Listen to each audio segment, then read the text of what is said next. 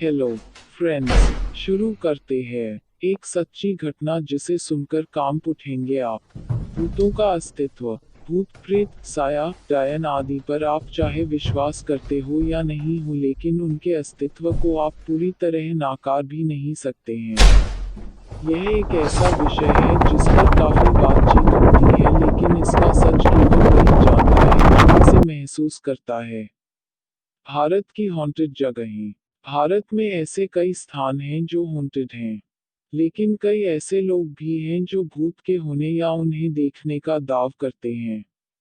आज हम आपके सामने ऐसी ही कुछ घटनाओं को लेकर आए हैं जिन्हें पढ़ने के बाद शायद डर के कारण आपके रोंगटे खड़े हो जाए।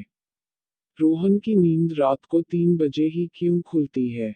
आपको रात को कितने बजे पानी पीने या वॉशरूम के लिए जगते हैं?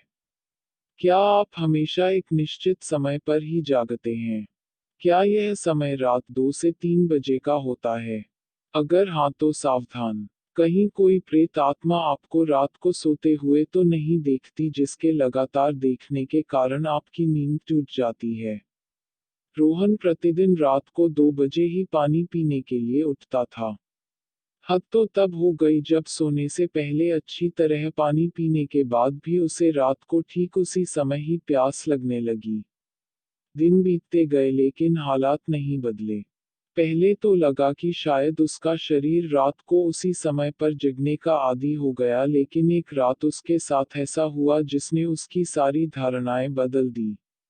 एक रात हमेशा के तरह रोहन पानी पीने के लिए उठा। यह रात थोड़ी अलग थी, क्योंकि यह पूनम यानी पूर्णिमा की रात जो थी।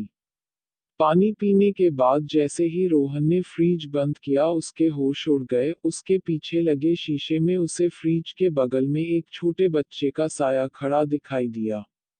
उस साय को देखकर रोहन ने चीखने की कोशिश की, लेकिन यह क्या वह चीख नहीं पा रहा था।